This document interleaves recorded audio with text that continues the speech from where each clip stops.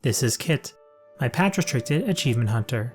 Her goal is to complete every single achievement in Final Fantasy XIV.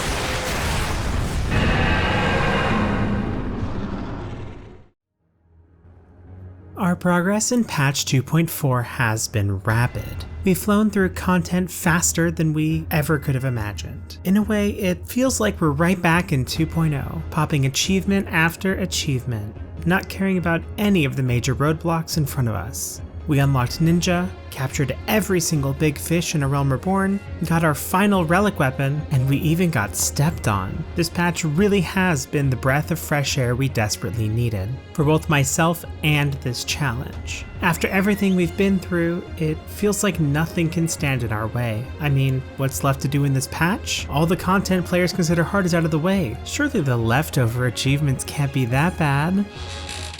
Oh. The final coil of Bahamut, the last addition to the Coils raid series added in patch 2.4, this could be our hardest challenge yet. A gauntlet of unrelenting foes stands before us, and this set is as challenging as it gets. Imdagud, Kalia, Phoenix, and the namesake of the raid series itself, Bahamut. At the time, many adventurers fell long before they got to lock eyes with Bahamut themselves. It's notorious for a reason. Throughout our entire journey, Bahamut has been watching from the shadows, witnessing every single stumble we've had. Now that no other foes stand in our way, except for the rest of the savage fights, but let's not talk about that right now. Bahamut is the final door of this patch, locking us here until he falls. We've bested Twintania, we've bested Nail, we even bested Rafflesia Savage, but can we best our final ultimate foe?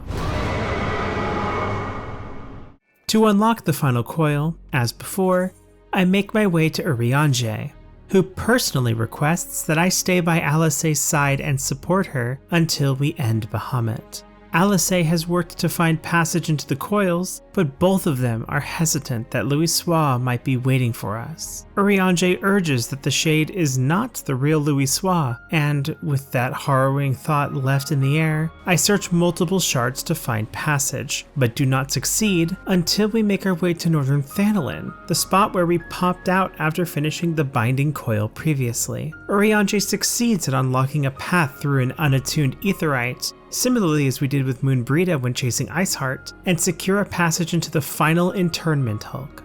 However, Urianger had some help from a party Alisaie is not so keen on having around. Hi, Alphino. Alphino? So it was you who was helping Urianger? At the very least, do not be cross with Urianger. It was at my behest that he keeps silent. We will speak later. You hear that, Alphino? I mean to strike down Grandfather, and when I have done so, I shall banish Bahamut to the ether. Nothing you say will sway me from my course. I will protect Eorzea, and I will uphold Grandfather's legacy. Grandfather's legacy? You still do not know what you yourself desire. Your actions are still driven by borrowed resolve. I do not question your resolve, only whence it came. If it were your own, you would be able to tell me precisely why you desire so fervently to protect Eorzea. Yet you cannot, for it is not your resolve, but Grandfather's. You may struggle to see the difference, but borrowed resolve shall never be as strong as that which springs from within. True! As son of House Leveilleur, I would be present for his final moments. Very well, you may join us on one condition. I make the decisions. Of course. Now, the final coil has been unlocked. All the preparations have been made, and we're all ready to finally take on these raids. However, one of our raid group was running a little late, and because everyone was already there, I thought if we could underman the first coil, surely we can underman the first fight of the final coil. How bad could it really be? Let's suffer! Join. Nope, wait, I'm stupid. Hold on. Let me... I forgot at the cool settings there. A set level sync and silence echo. It's okay, we're good now. Hey, at least it wasn't as bad as Rafflesia where I queued all the way in first, okay? It wasn't that bad. All right, get excited. It's showtime. Diving into the coils for the first time, the first turn mirrors some previous ones, with mob packs leading into a challenging final boss. These raids have the old design philosophy, feeling more like dungeons rather than the modern raid encounters. The raid starts with an unintimidating pack of mobs, However, the initial ones summon additional enemies when alerted. We burn through them really quickly, providing no challenge. The added firepower of the summoned mobs doesn't even leave a dent. Once cleared, we descend to the next level, where 2 enemies now patrol the floor. These guys walk the entire loop continuously, meeting in the middle on each end. These patrols can be fought, and will spawn additional enemies when alerted just like at the start. However, it is possible to stealth past them, walking behind and avoiding a cone line of sight in front of them. Using corners is essential for one of them. You have to be tightly packed into the corner or the patrol will see you. Oh, Kitt doesn't get seen. No, I think it'll be fine. Ooh, that was close. Once we sneak past the first set, another patrol awaits on the next floor, turning around this time upon reaching the middle. There is no way to avoid fighting one of them. The choice is arbitrary, so we choose the right path. The summoned Lamias can deal significant damage if not handled properly. Shouldn't be that bad, I don't think. Oh my god, my health bar. And after defeating them, the path to the jump pad is available, alongside the first boss, Imdagud. Imdagud has a wide variety of attacks, with a lot of responsibility on the shield healer and the tank specifically. However, I'll get to those in just a second. First, it can use Crackle Hiss, an instant cast conal on the main tank that deals heavy damage. We make sure the party is never in front of the boss to avoid dying to it. Imdagud can then cast Critical Rip, a heavy-hitting tank buster requiring multiple mitts to survive. Next is Spike Flail, a rare conal from the boss that can only be used if a player is standing behind it. We tried baiting this attack intentionally so the boss would not be auto-attacking or casting more dangerous attacks, helping the main tank and our healers with a bit of breathing room, which I was always very thankful for. Next is Prey, which is the shield healer's main responsibility this entire fight. The boss will target one player, or 2 in later phases, with a prey marker debuff that lasts for 6 seconds. Once it expires, it deals small damage to that player. However, the punishment for not shielding them is that the player who was not protected from the prey marker gets hit with Erratic Blaster, dealing extremely heavy damage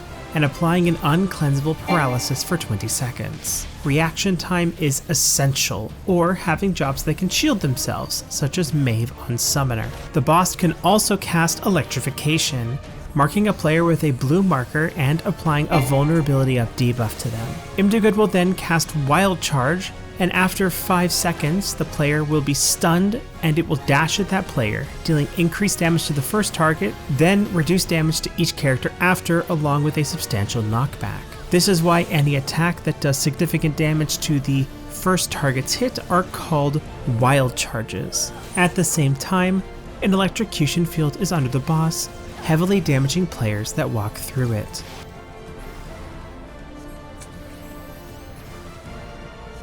Alright, let's go.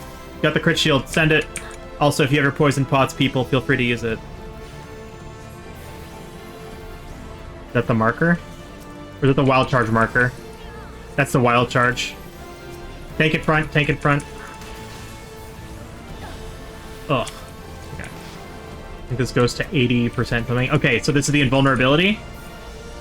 Each tank needs to take 1 of each. Once the boss reaches 83%, it will cast Electro Charge and become invincible. During the cast, it will steadily gain stacks of Electro Charge, which will have ramifications a bit later. At the same time, daughters and sons of Imdagud will spawn, 2 of each. Sons will cast Crackle Hiss pretty frequently, and leave behind an electrocution field when they die. The daughters will cast Prey, making them the more dangerous targets. They can also both cast Spike Flail, so our positioning is extremely important. Additionally, the adds will get damage ups and vulnerability downs if they are too close to themselves, meaning each of our tanks takes 1 son and 1 daughter. Once all 4 adds are dead, the boss loses its invincibility and must be brought to 77%, where it will then unleash an electric burst with more damage the higher the stacks of electro charge it has. This is a bit of a DPS check, but since we only entered with 7 players, it is a bit intense. When we got our 8th player, it was a significantly smaller threat. Oh, that's the prey marker. Prey marker. I'm not fast enough. Shit. They'll be fine. Alright, we need to decide what tanks we're healing, because I can't heal both of them. I can follow Sachi if you want to handle Kitus. Okay. Because you went to Kitus, so that's why I was like, My mistake. Invincibility's gone. 6 damage ups. Oh boy. It's just a raid wide, right? Wait, why is he still stacking?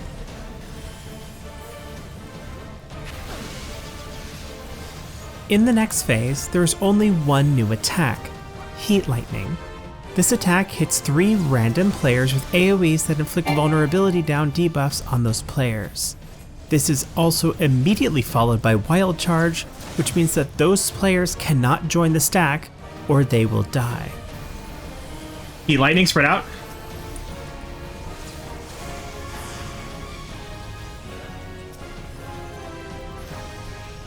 Spread out. I have the wild charge. If you have a Vuln, don't be in the stack.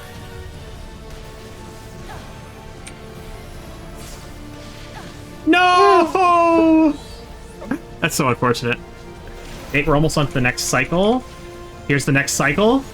Another group of brothers and or daughters and sons spawns in 20 seconds. We have to kill one of them. Once the boss drops below 54% health, it will summon the sons and daughters again, with an added pair of a daughter and son being summoned 20 seconds in. This phase is otherwise the exact same as before. Once the adds die, the boss needs to be pushed to 44%, where it will cast Electric Burst once again, and move on to the final phase. Now the ads are everywhere. Okay, that's good progress. Ooh, Saffron's here. That turn is here. Do we want to reset? Because we'll beat that DPS check better with another DPS. Yeah. Alright, let's go get Saffron in here. Whatever, we're good. Okay. Go back in. Well, now that we have another DPS, it should be better. Girl, why is your health low? Because all the slimes hit me as soon as they spawned. I could not tell you. Probably should get X Ethers since I'm not using Mind Pots in here. Spread out. I have the wild charge. If you have a Vuln, don't be in the stack.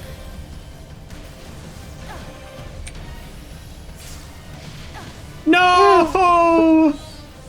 That's so unfortunate. Electro Charge is the phase. Okay, here we go. Void, go help kill the other ones. They need to die.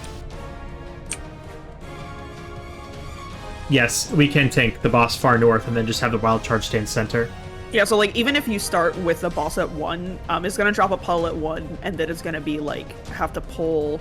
You could rotate clockwise a little bit and then just go in the diagonal. Yeah, or rotate it. You'd have to. The thing is like you can't just like default to like always bringing it back north because the wall charge leaves a puddle. You want to just rotate clockwise each time, so just move a little closer around. Because eventually the outer edge of the arena will become unsafe anyway. So if we leave the puddles out there, then they don't affect us for the rest of the fight. I was waiting for Ether Flow. We're good now. Alright, here we go. This is the real phase. Heat Lightning spread out. During the final phase, the boss will now periodically cast Electric Burst, and gain stacks of Electro Charge if a player ever dies. Each stack gives approximately 5% damage increase to the raid wide. The other new attack is Cyclonic Chaos, where Imdagud tethers a random player and, after a few seconds, it will damage that player with a stack. This attack will be paired with Heat Lightning or Wild Charge throughout this phase. If Heat Lightning is paired, those players cannot join the stack. If paired with Wild Charge, the Cyclonic Chaos will apply the vulnerability downs instead, meaning those players cannot join the stack. Managing the combinations of Cyclonic Chaos makes this phase difficult without a coordinated team. 10%, we're almost there. Focus up, make sure you still do your mechanics. 6%, can we do it? Electric Burst raid wide, probably not.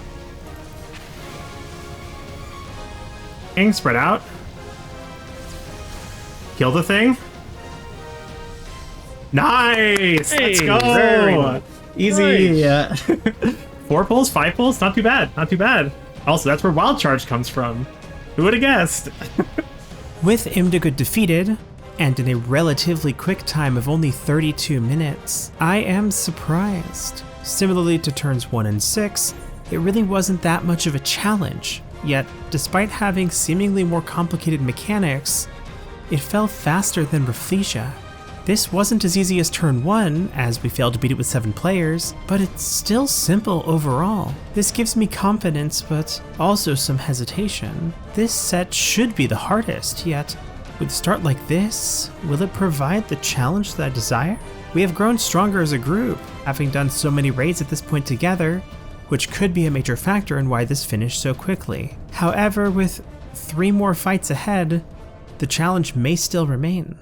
Like how everyone's leaving and then the twins walk up.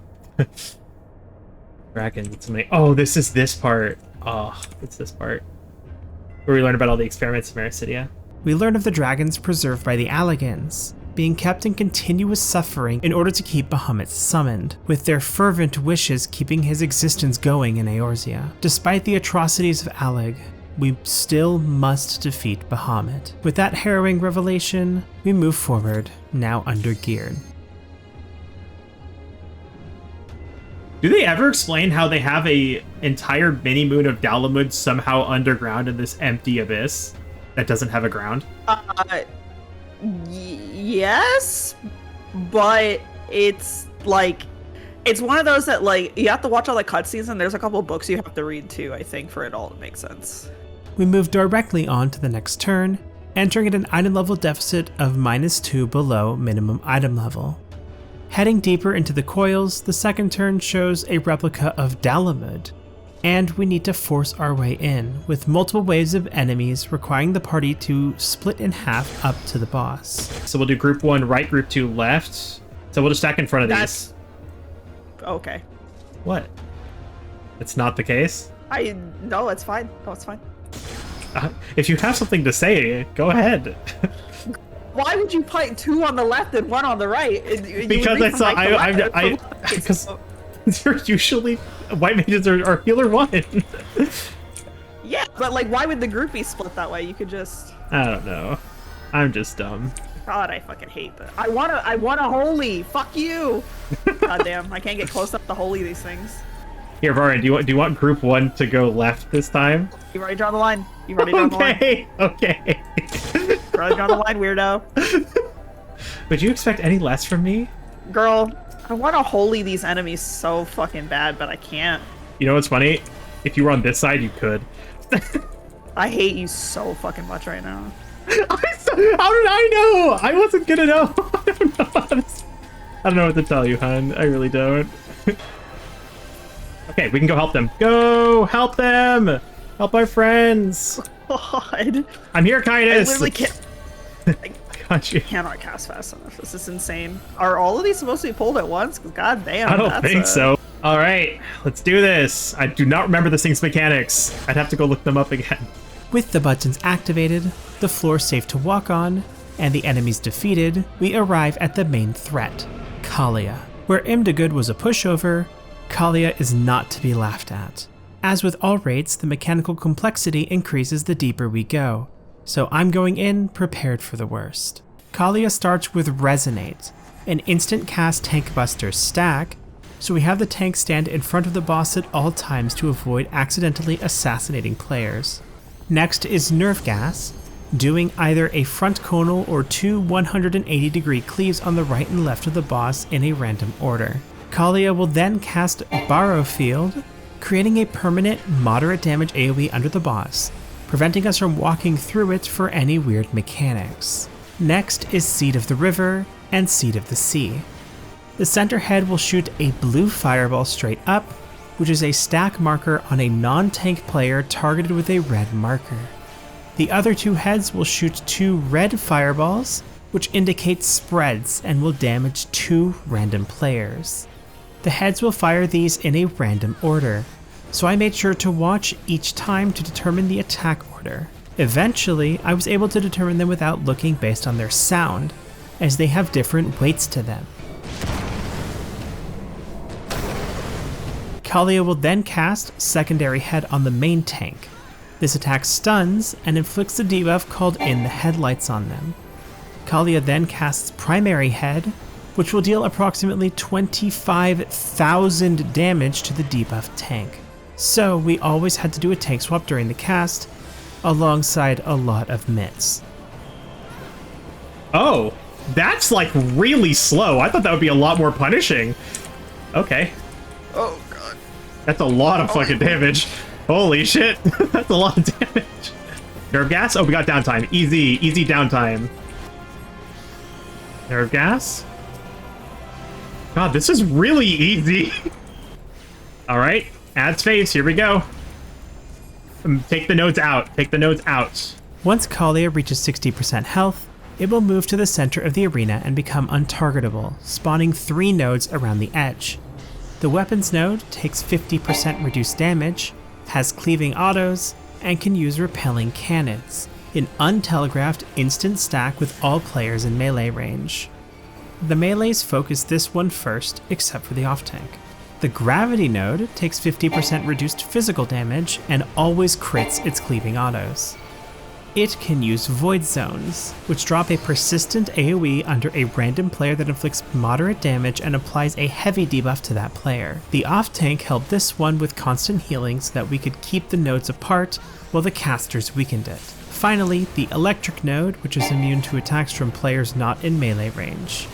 Players receive the buff Energy Field Down when close enough, allowing them to damage it. This node, unlike the others, will not aggro on players, instead moving around the arena at a set pace. It periodically applies Forked Lightning to a random player, who will explode shortly after, dealing heavy AoE damage to other players nearby and inflicting an uncleansable paralysis.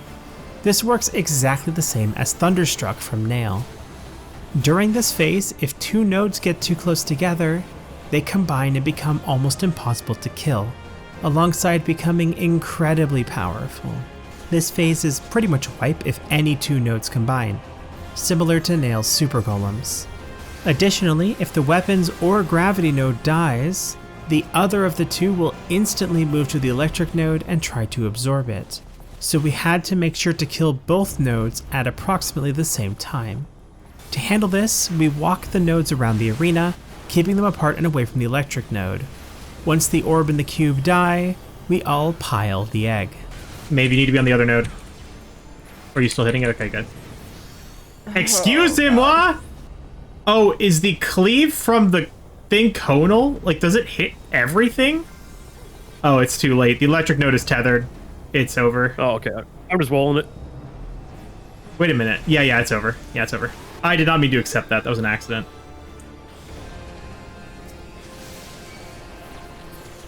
It ate everything. What's object 199? Oh, it's probably enraged. Okay. What shot across? There's line lasers coming from the 3 nodes that are in the center of the arena. Make sure the tank, whoever's tanking the weapons node, is on the far side of the node, but still in melee range. I can't believe they were able to call this nerve gas. That's crazy. Tank swap right after the buster. Swap.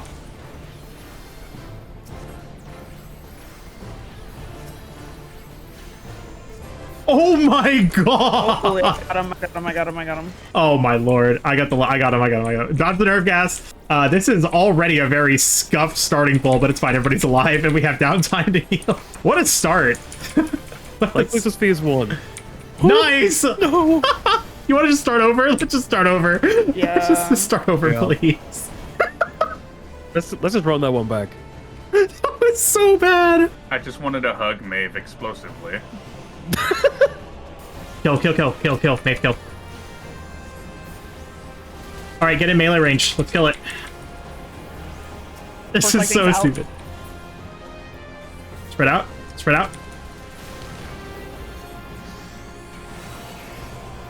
Alright, let's do it. Nerve Cloud, Tank Buster. I think we're gonna die. It's too late, I think. Yeah. It's guaranteed to crit. You need to LB3 as soon as it starts casting, or you're screwed. Once all the nodes are dead, or after enough time passes in this phase, Kalia gains 3 buffs. damage up, which increases the damage output for the remainder of the fight, critical strikes, which makes the next attack a guaranteed critical, and energy field, which requires players to be in melee range, receiving the energy field down buff to damage it, similarly to the electric node. Kalia will instantly cast Nerve Cloud, which for us requires a tank LB to survive, alongside multiple other mitigations. The boss will then target 4 players with Nanospore Jet, tethering them in pairs to the boss. The 2 players with the same colored tethers will then tether to each other, and moving too far apart or too close to the other tethered pair will result in rapid damage and stacking vulnerability ups. If one tethered player dies, so does their partner. This is paired with Nerve Gas, making the dodging around the boss complicated. Nanospore Jet is the only reason this fight is difficult, as the margin of error for positioning is removed. Being too close or too far at the wrong time could wipe the entire fight. Without this singular mechanic, it would have been done in 30 minutes, just like the last fight. The boss will continue to repeat attacks from phase 1 alongside continuous Nanospore Jet tethers.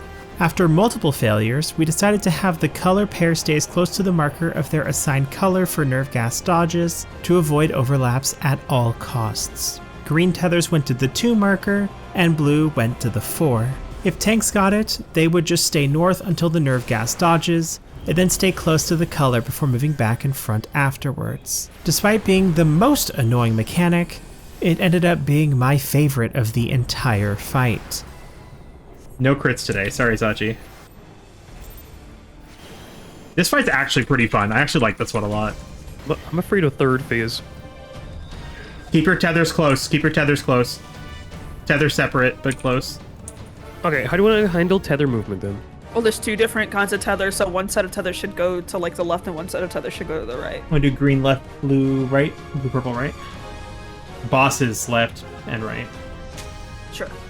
Okay. Green left, purple right? Okay. Yes, and if one of the tethers is a tank, they could just stay in front. Who cares? And then the other tether pair can move to the back if they see that if the tanks get tethered, which we can try to call. Well, I guess if they turn the boss, then it still ends up with it being north-south, right? Even if the boss is rotated. Like when the tethers go out, so if there is no one else behind that's tethered, the other group can just stay behind and the tanks stay up north. Okay. Because that also it makes it easier for us to not accidentally get caught in the cleave. Because if like, assume the tanks get tethered blue and the party gets tethered Christmas, if the tanks are over here, then when we go to spread for the river and sea bit, we risk getting clipped by the tank auto afterwards if we don't move. Well, we would then spread in the new behind, right? Thumbs down -2. You think I'm gonna fucking look at the Nah. Yes, you Tank should will. stay up north. Nope. Boss should just stay. Like the tank should just stay north. Like.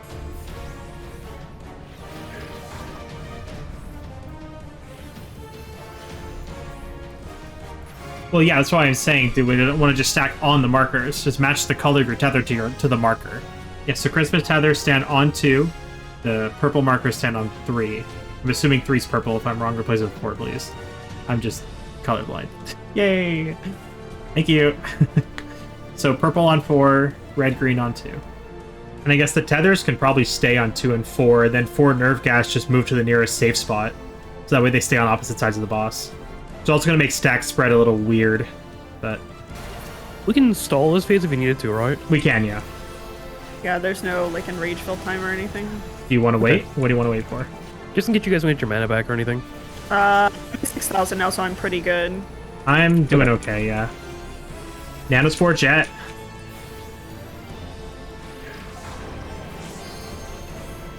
Stack. Stack. Come in and stack as much as we can. Oh, too close. Ah, too close. Damn it. If the stack is on a non-tether player, what's the prio for who should go in, who doesn't? We want just green always to go in, so that it's consistent. Green always go in if there's no tether stack? Yeah, we'll just do green always. That was good. That was good. We learned something important, and now we're clear.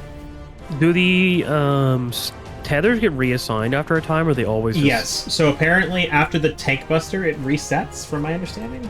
Yeah, it'll reset. Just keep walling it until Tank don't get it, but if it resets, can't do that. Yeah, it looks like it resets after some time after the buster. Let's do it. This is the clear pull. We now know what we're doing. We've learned the ins and outs of the mechanics. We got this. Maeve? Did she step away? I missed it. I didn't even notice she stepped away. I'm back. You ignored your own wife? So I didn't sad. hear you. I did not hear That's you. so sad. That's so sad. That's so sad. Typical spouse behavior. Typical. Yeah, how often does Saba listen to you? Fucking never. All right, you can send it. My wife is a strong, independent woman. She doesn't need to listen to me for shit. Oh shit! Oh fucking Christ! Oh, It's stacked no. first. It's stacked first, but I think we're dead. Yeah, that's so unfortunate. I was I only have mid-heal. one benediction. Damn it. I had one benediction, and the warrior looked like they were gonna make it, and not. Honestly, the boss is easy. It's the fucking tether. Fuck that thing.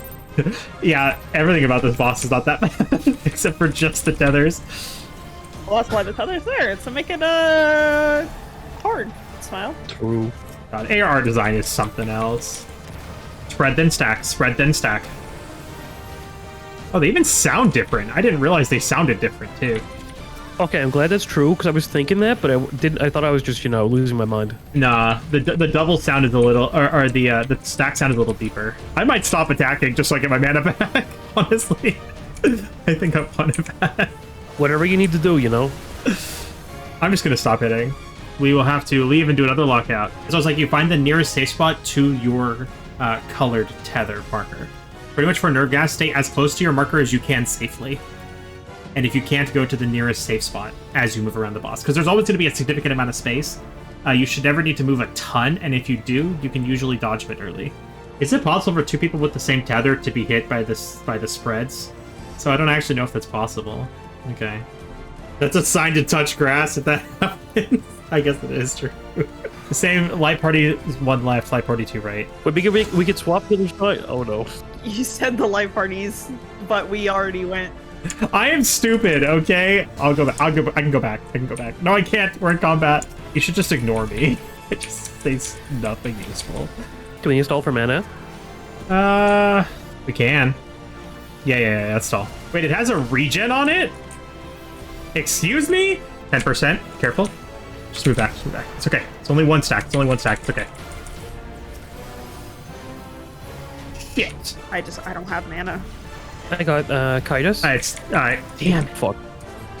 What killed you was Kitus died to the Buster.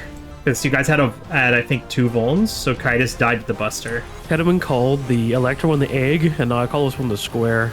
It is the egg. The egg, the ball, and the square. Or the cube, I guess. It's a cube. Oh, it is a cube. I love my little cube. Because I don't think this fight is timed. Not overall. Rest off weakness to fall off, everyone get their mana back, all their cooldowns. Oh. Well, okay, it's pushing anyway. It is timed. We're done. Oh, okay. Well, we're goodbye. Well, GG's, people. I didn't realize this shit was timed. I don't have the mana to keep us alive. We don't have the mitts for it. Yeah.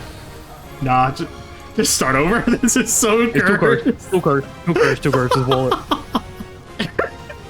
So we can't stall that long. We can stall for a little bit, but not that long. Hey, good to know. If you wait too long, the boss just gets pissed off. It's like, fuck this shit, man. You're taking too long, bitch. Yeah, pretty much. I'm eating that fucking egg. Just fucking pod, man. Yeah, pod if you need to. This is kind of close. Stay focused. Yes, I'm trying. Stack then spread. Stack then spread. Spread then stack. Spread stack. Oh my! No fucking way! Oh my! Oh my god! That was my fault. Oh my god! Damn it! I'm gonna make a macro real fast, and it's gonna be obnoxious. All right. Oh fuck! I gotta get rid of a macro. Hold on. Oh shit! My board's full. Oh man. Maybe it's happening again. You're doing fine. You did call a little early, but it's all good. It's all good. I just damn it! I saw the marker and I'm like, oh, we're good. It's like, Focus DPS. This thing will die. kill the boss, murder the damn thing, kill it. Yes! Oh. Oh god, thank the Lord. Okay. That was fun. Even though that fight sucked ass, it was fun. Oh my god. We're halfway there. At least the last 2 are standard raids. Oh my god. Scary. That was really, really scary. After what felt like a grueling grind of repetitive wipes, Kalia Falls. Despite being only 2.5 hours, it felt like an eternity trapped in that singular mechanic. I expected this to be like Melusine, with a sizable step up in difficulty, but still taking about as long as the first fight. However, Nanospore Jet created a wall far larger than I originally expected, but we have climbed over it successfully, heading towards the next challenge. Upon leaving, Alisaie feels pity for Bahamut, with the way the Alligans have been handling things in the coils so far, but due to his fury, he cannot be left alive, lest Eorzea be kept at permanent risk. This marks the end of the raiding day, but progress has already been much quicker than I anticipated. After seeing what Second Coil was capable of with 9 hours of nail prog, I expected there to be a much larger challenge here. However, this isn't the end, and with 2 more fights, there could be another brick wall like Nail ahead. I decided to concede with is we are going to gear until we are 5 below item level. Here it is. Okay. So T11 dropped the carbon coat, which is an accessory upgrade, as well as the encrypted tombstone for the weapon, which we can't use because we can only buy the augmented gear. So it drops the carbon coat. As a compromise, because we can do this, I have purchased some of the augmented Ironworks gear. If we need to gear up, we will equip these. And currently, I need to go from 113 to 115. So we're going to start by just taking the ring, because that's the smallest upgrade. So now we reach 115. We're going to sit with this. We now reach 5 below minimum. We are going to make these gearing exceptions so that we make sure that we hit the 5 under, so we at least still stand a relevant chance, only because of the fact that things are going to scale out of control if we keep not meeting the minimum. When we meet again the next time, we jump straight into the third turn at an IL deficit of -5 this time, where we meet an old friend. Gods, he is almost whole again. This is voiced? I didn't know this was a voice cutscene. I totally forgot.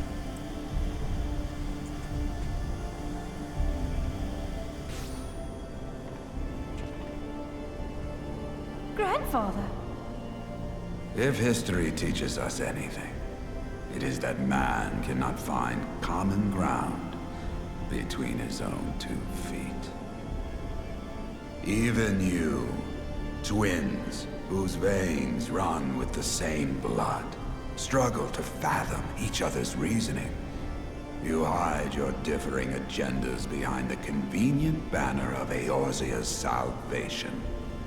Given your obvious self-interest, can you truly claim no kinship with the Allagan?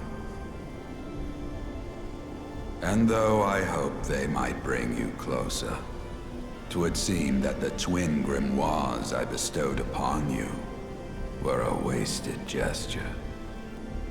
Tell me, do you champion the cause of dragons because Bahamut compels you as his thrall?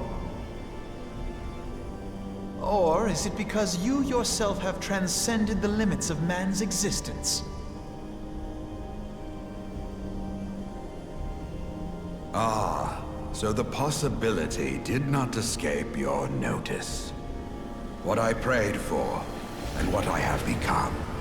These are the keys that unlock the truth behind Eorzea's rebirth. If you would have them, then you must needs take them by force. Come, rend this divine form asunder and claim your answers. I think he said answers.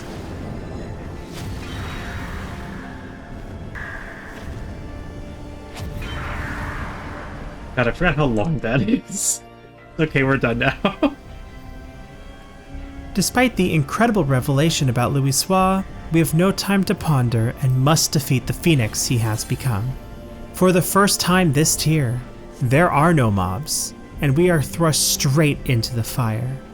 He starts the fight by summoning a Bennu, enemies that have hard-hitting autos and spawn approximately every 60 seconds.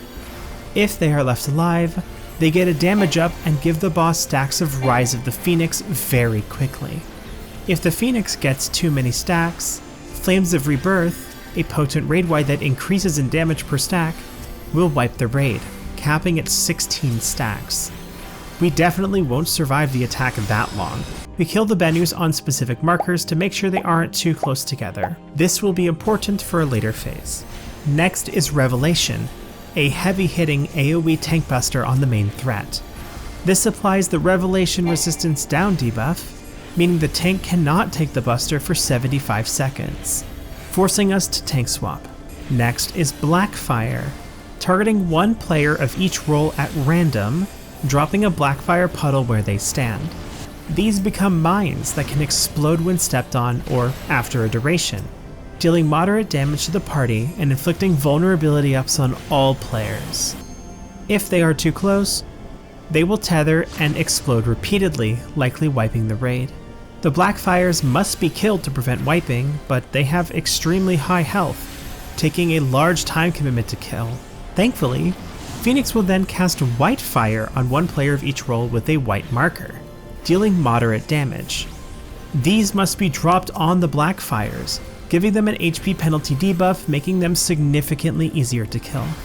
For this mechanic, we put down markers for each role to drop their Blackfire on, and for the White Fires to cleanse, as the roles were each given one specific marker.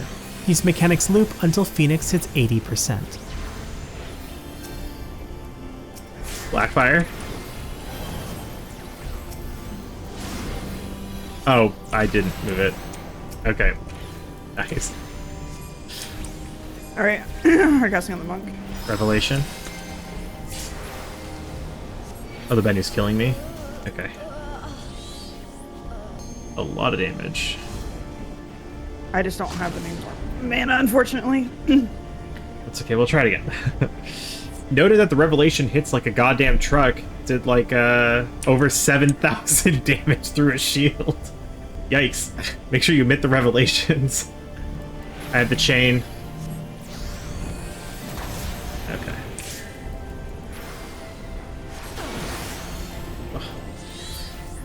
Damn. Once the boss drops below 80%, it enters the second phase, casting Brand of Purgatory on a random ranged DPS or healer, applying either Chain or Brand of Purgatory, which are functionally the same. The debuff can be passed to another player, dealing heavy damage to both players. If a player with the debuff dies, it will randomly transfer to another player. The boss will then target the debuff player with Flames of Unforgiveness, which will kill the player if they are branded. If not, it will still deal heavy damage. The goal is to pass the brand before it goes off, heal that player up, then they can take the potent attack. We had way too many deaths to this. For this phase, we pass the debuff back and forth among the healers, since they can heal themselves before the massive attacks go off, making it a bit easier to manage. Phoenix will then cast Blue Fire on a random non-tank, marking them with a blue marker. Shortly after, the player will drop a large Blue Fire puddle on the floor, which will explode in heavy damage and give a heavy debuff and a Blue Fire debuff to that player if stepped on. It also can't be too close to Phoenix, or he will absorb it, granting him stacks of Rise of the Phoenix. We always drop this puddle on the one marker, and our Bard would pick it up. The boss will then cast Red Fire, targeting a random player with a Fire Orb tether. If this collides with a player that doesn't have a Blue Fire debuff, it will deal heavy raid-wide damage and apply a 30-second damage over time to all players, also giving Phoenix a Rise of the Phoenix stack. Instead, if it hits a player with the Blue Fire debuff, it deals small raid-wide damage and nothing more. Go for it. Crits aren't real. They just don't exist.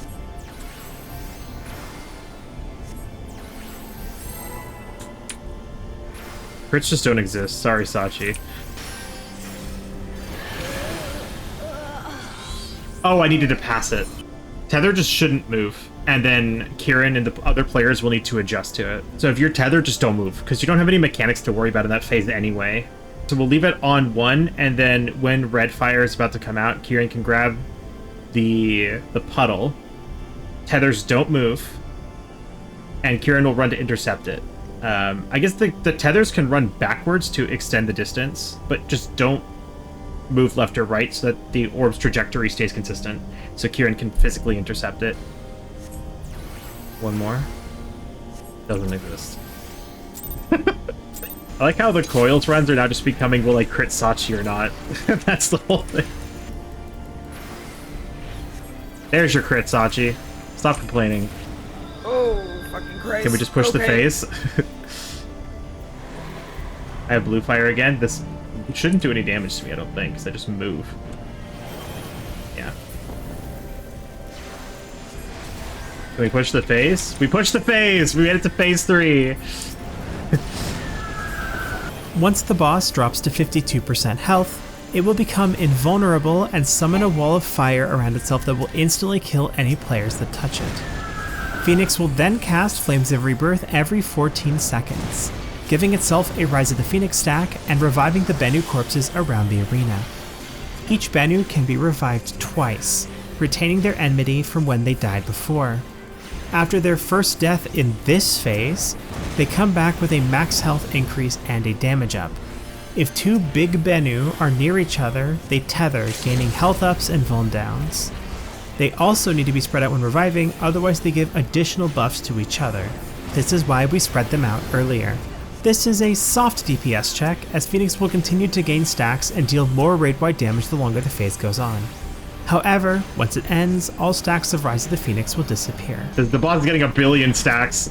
It's at 6 stacks, we're super dead. Oh, or not. Okay. Thank you. Oh, it's a 7. You're super dead in the next one. I also only had like 200 HP. Yeah, if they're close to get a damage up, right? And they buff themselves. It literally just is Suzaku. I told you. Proto Suzaku is what this fight was. Varn will swap in a sec. Swap.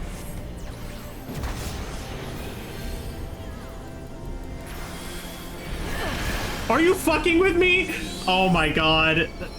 Barely overkill. Bullshit. Oh god. It's Sorry. fine. No, it's fine. That's why I was like, I'm not gonna move. Really? I mean, you have to heal yourself. I did. I was casting Adlo.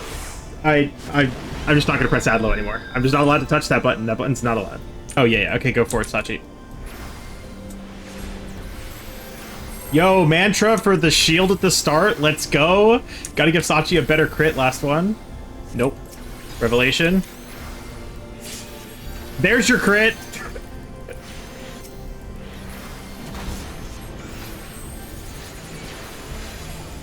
There we go.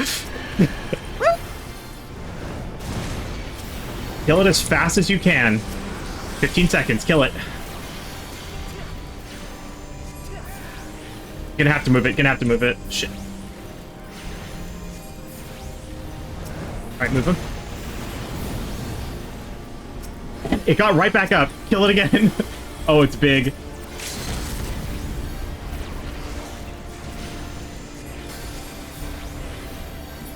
Okay, we did it. Final phase. Don't walk into the flames. It's still invulnerable, isn't it? Yeah, okay, go now. Alright, final phase. Let's do it, people. After all the Bennu die, the wall disappears, and Phoenix becomes targetable again. It will then give itself the Harvest buff, granting it stacks every couple seconds per player corpse on the ground at any given time. This can quickly escalate out of control, so reviving players is a high priority if they die. Phoenix can now cast Fountain of Fire, spawning an AoE puddle on a random player. Hark, Demi-Phoenix Raiders, this is where it all started. The puddle will tether to the boss, giving it stacks of Rise of the Phoenix for each explosion. If a player stands in the puddle instead, they will intercept the tether, taking moderate damage and gaining stacks of Cloak of Death, increasing the damage from the tether. This happens 8 times, so we had one tank take it 4 times, and 2 DPS trade off 2 stacks each. We prioritized the melees, but that wasn't always possible. Phoenix can also summon Phoenix Eggi, which are untargetable birds around the edges of the arena. They will cast line AoEs, Scorched Pinion, through the arena 2 times, then tether to random players, dashing through them in an additional line AoE. Finally, Phoenix can enter Rush Phase, leaving the arena and summoning the Phoenix Eggi as well as multiple AoE plumes on the floor that damage players that stand in them. This attack is extremely chaotic, so best of luck clearing it without any deaths. We never established a plan and just prayed for the best. I can slow. Oh, you got it? Okay. If the Plains of Rebirth is it's gaining stacks while people are dead, so we need to be ready. Fountain of Fire again. Is this just loop till he dies? Oh my god, my health bar. Holy shit, what are these? That's you. I just don't have it, What the- unfortunately. So many AoEs. Just make sure they don't go into the multiple people. Hey, heal up. Where is he? Come here! Let's kill you, please! Flames of Rebirth. This is gonna hurt. Oh my god, 53 HP on Kieran! Make sure you kill the boss. Kill the boss, 2%. Kill the damn thing. Fucking Christ, Let's please kill it, I go! wanna do- Easy! 50 minutes! Let's Oh, go! Easy! God. First time phase 4, by the way. We did phase 3 twice, and it just was over. And one of them was a sack pull. Easy! After only 50 minutes, Phoenix's flame is snuffed out. A significant portion of that fight time was also discussion, so it's likely closer to half of this length, a bit less than Imdigood's time. I expected something far closer to Avatar's length with the difficulty Kalia had previously. However, nothing Phoenix threw at us was difficult. The final phase was done practically the first time we saw all of it. Regardless, we can press on. With Louisoix back in control of his faculties, he helps unlock the path to Bahamut, giving us an opportunity to end this once and for all. With the Phoenix falling so quickly, I'm worried about what Bahamut could entail. I've done this fight unsynced quite a few times, and so I know a couple small things about it, but I'm still worried about how we can do at 5 eye level below minimum. After skimming the wiki for information, one of his attacks does almost lethal damage at minimum. Is it even survivable for us? We'll just have to go in and find out if this is possible to continue, as I desperately pray that it is. Before facing Bahamut, there are some other achievements I've earned along the way. First, I complete my 500th Battlecraft leave, earning all the more region to leave 6, making that my 1700th leave completed in ARR. I farmed Mordona leaves since they give the most gil, as I'm still working towards Gillionaire in the future. I'm about 1.2 million gil in, so still a long ways to go to 10 million. I also avoided the naturalist leave there like the plague because escort leaves make me feel dead inside. Having set the luminaries at an expansion lock, time runs short as I get closer to the end, yet there is still more work to do.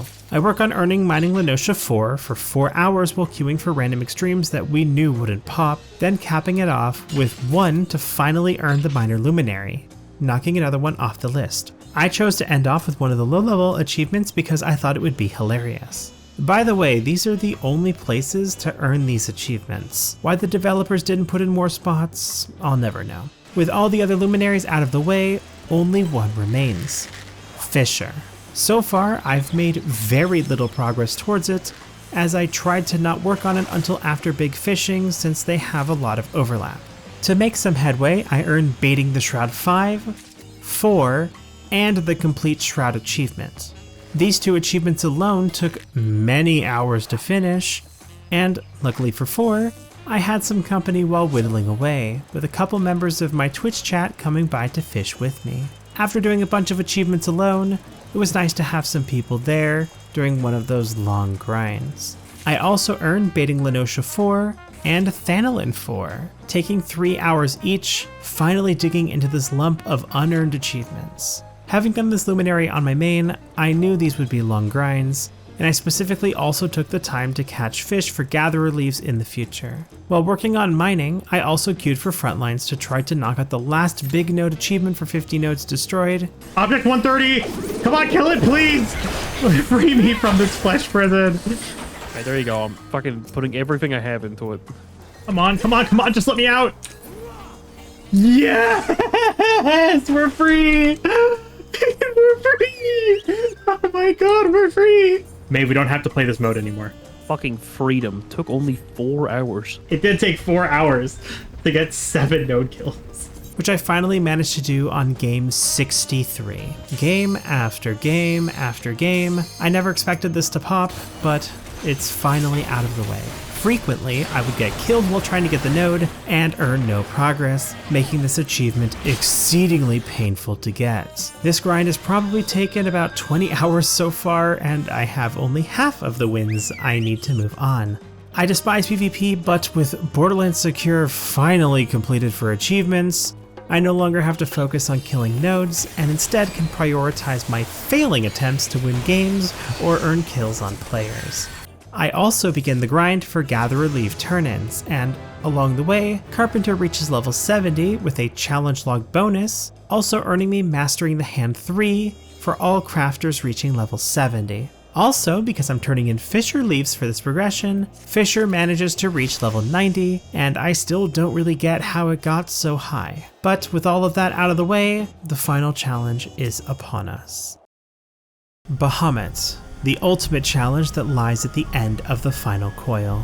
He's been looming over the series from the very start, and after the challenges of Nail and Rafflesia Savage, I'm unsure how things will play out. Looking back, Twintania took 70 minutes, Nail took 9 hours, and Rafflesia Savage took at least 12 hours. While I don't expect it to be close to Rafflesia Savage, I can't even estimate how long Bahamut will take. Considering each tier has ramped up in difficulty, I don't know if I have the strength to weather a 12+ hour grind for this fight, spread out over multiple months. However, I can't know until I start, so the only thing to do is take that first step forward. It's time to confront the Elder Primal. Despite existing in previous fights, we've never hit an Enrage cast before. However, Bahamut might be the first time we do. There is a global 14-minute Enrage on this fight, so no matter how long each phase takes, he will always Enrage once that timer runs out. Let's do it. Let's suffer, people. Bahamut starts the fight with Flare Breath, a frontal conal tank buster on the main threat. He can auto-attack during this, quickly stacking high damage on the main threat. He will then cast Mega Flare, which will target 3 to 4 players with ground markers, 3 to 4 players with splash damage, and 2 to 4 players with targeted markers, which require those marked players to stand together to spread out the damage of the stack among them, which will then randomly hit one of them. Holy shit. It hurts. It's pain. If a non-marked player is in that AoE stack, they will instead take the full damage of the attack, dying instantly. We assigned a marker in the center for the stack and have players loosely spread when Bahamut starts casting, though still within healing distance. The boss will then cast Flatten, another heavy damage tank buster on the main threat. This is followed by 3 casts of Flare Breath with intermittent auto attacks, effectively being a mit and heal check. Bahamut will then mark 2 non-healers, non-main threat players with a brown marker, then shortly cast Earthshaker 3 times on those players, firing conal attacks at them that leave puddles on the ground, dealing moderate damage and applying a heavy debuff to players that walk into them. These puddles persist for quite a while, so positioning them is key. We have the party stacked behind Bahamut, and 1 unmarked player go left, with the other going right, placing the puddles along the wall. The only priority system was eyes, with the closest left player going left and same for right, which led to occasional confusion but was generally easy enough to resolve. These mechanics loop until he reaches 76%. Alright, Flatten, here we go. See, look, you're fine! What are you complaining about? SMH. Your bugs are fine. Shut up. What did I get up here? Oh shit. You take 3 of those? God. Oh man, Yep. pain. It's hard. Yeah, that was 3,000 apiece.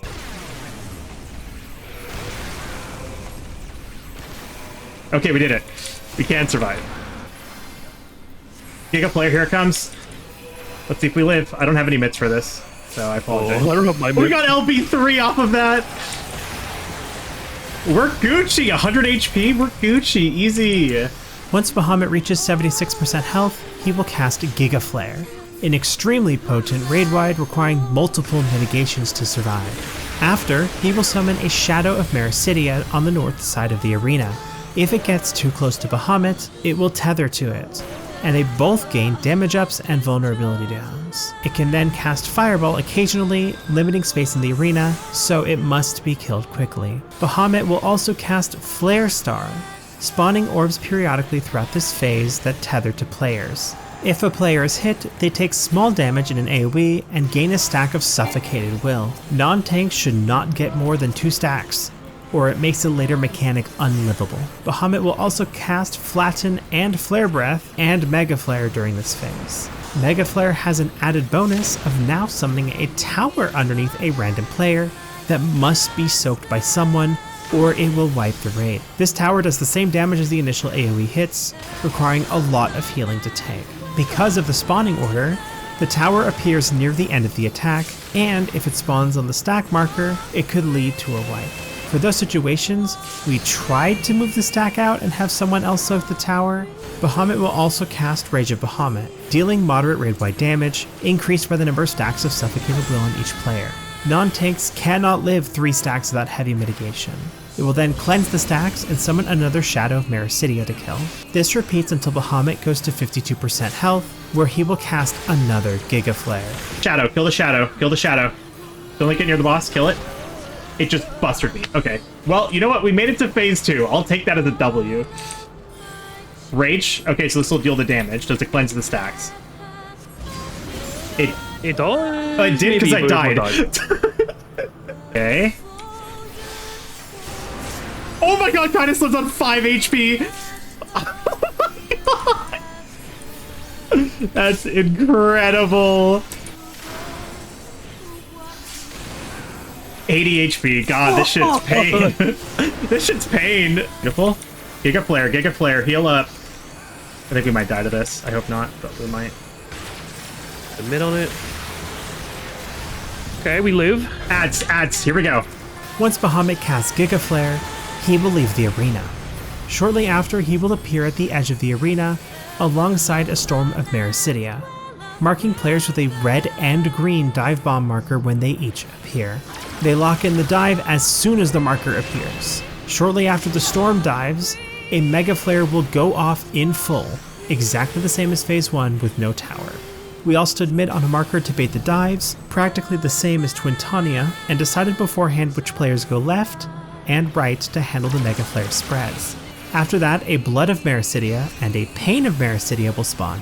The Blood will cycle between a physical or magical shield, making it almost immune to one of the 2 damage types. The Pain will use a moderate frontal cleave as well as a backward cleave periodically. One of our tanks kept it facing north and away from the middle of the arena so as to not risk hitting any of our players.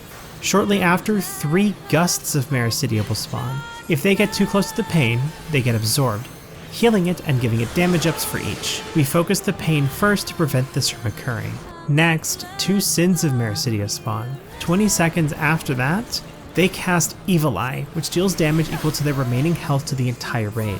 They must die quickly or could easily wipe everyone. However, we practically never saw this attack during the entirety of our attempts. I'm not even convinced that this attack is real.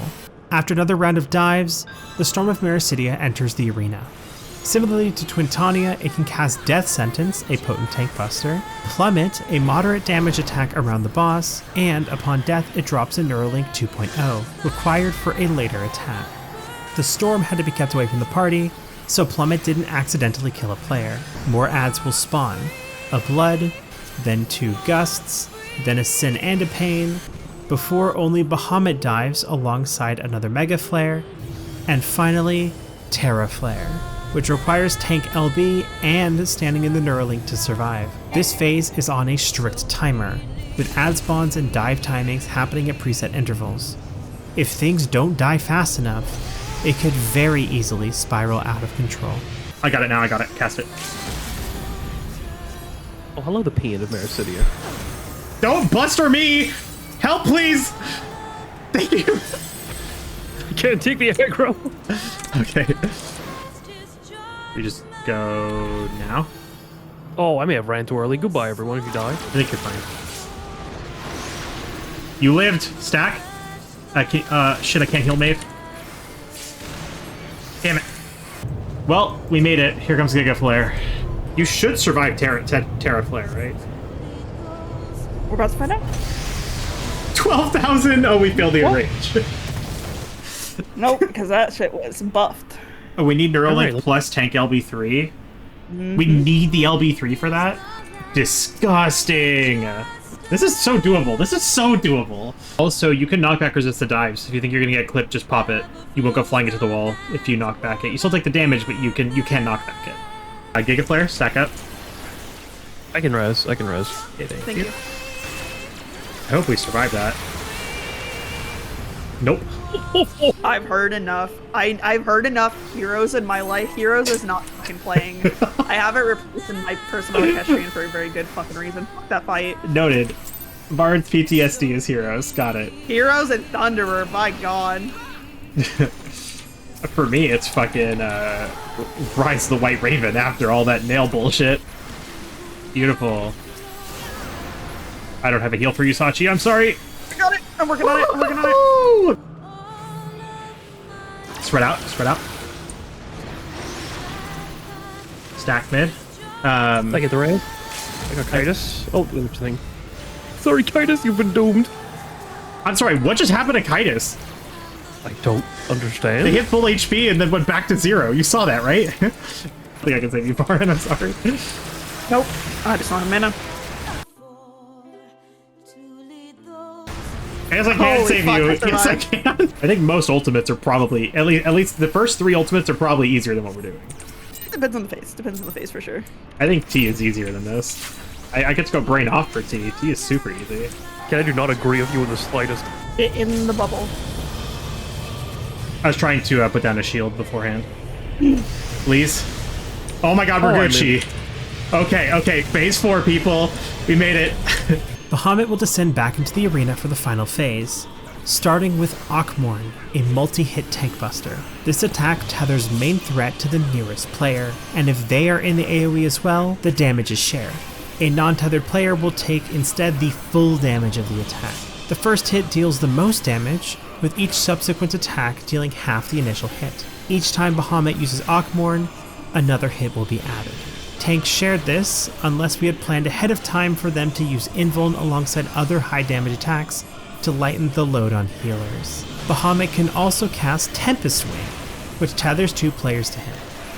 This attack can be paired with Mega Flare or Earthshakers, and after those attacks resolve, the tethered players will be hit with heavy damage twisters. Any players caught in the blast will be knocked back far and have a bleed on top of the heavy damage.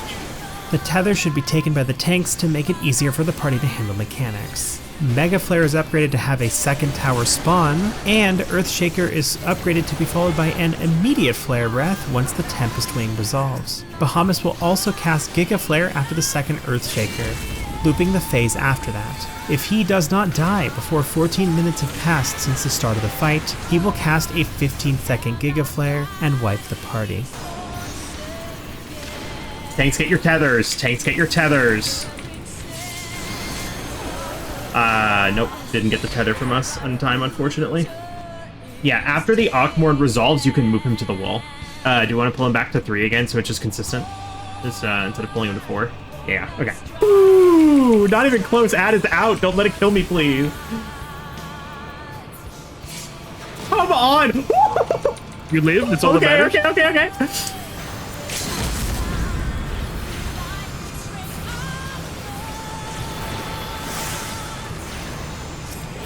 No, I didn't have any lustrate procs. Oh, that is really bad. I got a heal. Oh shit. There's no mitts on this. We're fucking dead. Oh no. The Giga Flare came out at such a... The thing is, like, the LB3 means the Giga Flare comes out at such an awkward time when we're trying to heal people. Can we? I got a really wild ask. Can we like fucking tank LB3 a mechanic instead of DPS LB3? Like, goddamn, dude, this shit fucking hurts. I'm fucking. I just don't have the mana. Like, I'm literally like, I am using X Ethers and Lucid on cooldown. I just don't have the fucking mana for this shit, dude. I started swapping Cure 3s for Medica 2, and it's still just not fucking enough. I definitely think that probably a Mega Flare, like if we hit LB3 on that first Mega Flare in phase 2, like just pop it there, or even the third one. or the second one in phase 2, because like the Mega Flare is what's causing us to die and spiral out of control. But also, here, fun fact, that Mega Flare, like, that tank LB is going to cover part of the Buster that comes afterwards. That is true. That is true. So if we use it late in the Mega Flare cast, like I want to say 3/4 of it, it will cover the first hit of that next tank buster, which is where I am struggling to make sure that I am healing in time. Okay, fuck you, dude. God, first Wicked Thunder and freaking Vamp, and now this? Like, come on. Oh my god! Well, Just stack here, just stack here. It's okay. It works out. It works out. Holy shit. Vara, that was so fucking scary. Holy shit, how could you do that to us? It's fine. Bro, my side keeps killing me with the spreads. We need to assign QMT spreads. Tanks take the tethers. Tanks take the tethers. Towers. I'll get this tower on my right.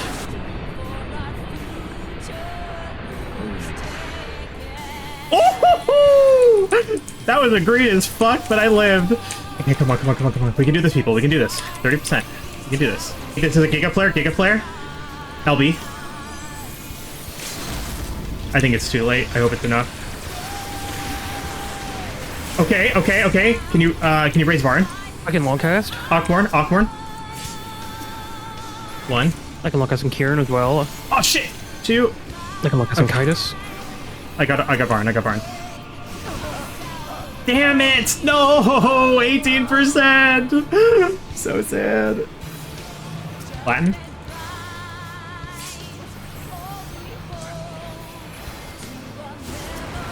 God, that's so scary. God, every time you do that, I think you're gonna get fucking clipped. Holy fuck. I just need people to not try not to get their flank positionals on the right side of the boss, getting on the left side of the boss. Did you know that the boss has the left side? It's very nice. Very free real estate. Did you know I haven't gotten from the tank buster yet? Yes. The second you do, I'm going to rip you a new one. I'm literally gonna leave you on the fuck. I'm gonna tell everyone to leave you on the ground. We just gotta do the rest of the fight. Mard will. This is true. I will literally rescue anyone who long casts a fucking res on you. Do not fuck with me. That is acceptable losses. I will take it. Oh shit. What is happening? Oh. All right, start from the top. That was cursed as fuck. Start over. What the fuck is that? Knitted.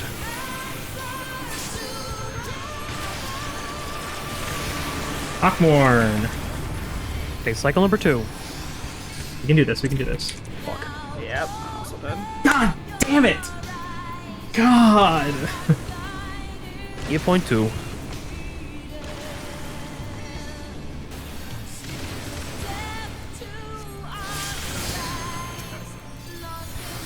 God, why does AOS take an eternity to do that if I'm fucking casting? I don't understand. Whatever.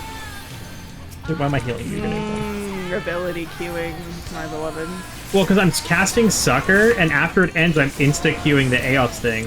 But AOS still takes a minute to fucking get that shit off. And I just don't get why. Man, I want to be on Astro so bad. I see this Astro standing next to us, and I want to be on Astro so fucking bad. Give me my cards, please. All that mana, all that mitigation. You know how fucking fat it would be to give the tank the fucking have Mantra out and then give him the arrow and then give him the spire. Oh god, that's so fucking good. cream, dude. Meldless and critless when we need it. That's not true. That's not true. I've crit before an awkward before, and then I don't have to worry about that tank. SMH Sachi, you say that? Where are you? Right now, where are you? You're there? Hold on. There's 1, 2, 3. Shut up! 4. Shut up! Don't spam it until the attack actually goes off. Holy shit, am I gonna crit at all? There it is! Shut up! Shut up! Only took, what, 3k MP? No? Man, he was higher than that. Food check. Send it. Oh my god, I crit without food on. Oh well. It could have been a little bigger.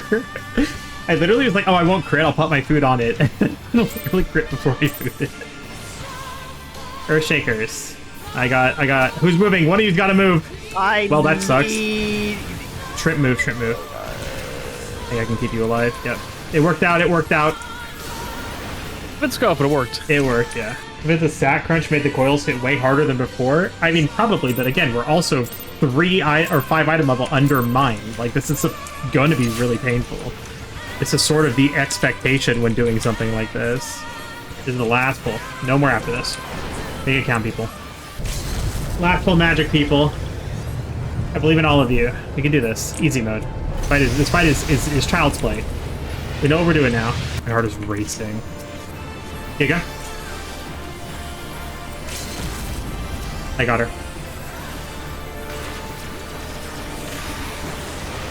Alright. Akmor, number 3. Okay. We have 2 mega flares. 8%. Don't mess up the mega flare and this is a clear. Okay. But I don't know if I'm going to be able to rescue you out of that without you picking up the... Oh, I'm fucked. Oh, I'm fucked. I have to make it. Please, please, please. I mean it. I'll get shrimp. 4%. 1 mechanic left. We have 1 mechanic. Just do Earth Shakers. And he dies. I got Sachi. Try to Sacred Tether. 1, 2, 3. Just fucking kill this fucking dragon, bitch! Oh my god! God! Holy fuck! Holy shit! I've never been so fucking more tense in my life. My hands are fucking literally holy fuck! Whoa! My hands are shaking! Holy fuck! Bahamut finally falls, ending the nightmare. After 5 hours of continuous suffering and defeat, it's all over. Despite this challenge, Bahamut was nowhere near the agony of Nail, as I did not feel as trapped as I did before.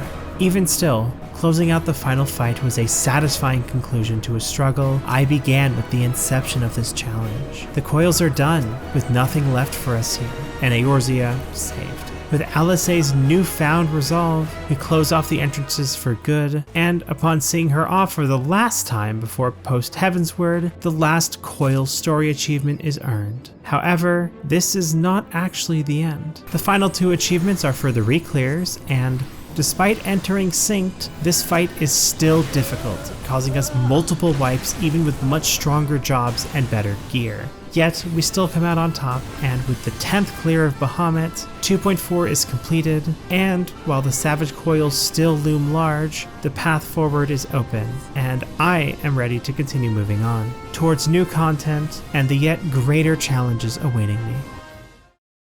2.4 was a fantastic patch, bringing forth many facets of what makes this game amazing, with great story, fun and engaging fights, and challenges in places I didn't initially expect. With so much to do, it felt full in a way that no other previous patches have. And with only 2 0-point achievements remaining, it's the first major patch to feel truly complete, and it will always have fond memories for me moving forward. To close off this patch for now, I've earned 17 achievements, plus 3 for future patches, worth 175 points. This brings the new totals to 629 achievements earned, and finally breaking a new 1,000 threshold with 5,140 points earned. With so much progress out of the way, I look forward to what lays in store in the next patch 2.45. I have a feeling we'll be seeing a bit more of our favorite blacksmith once again.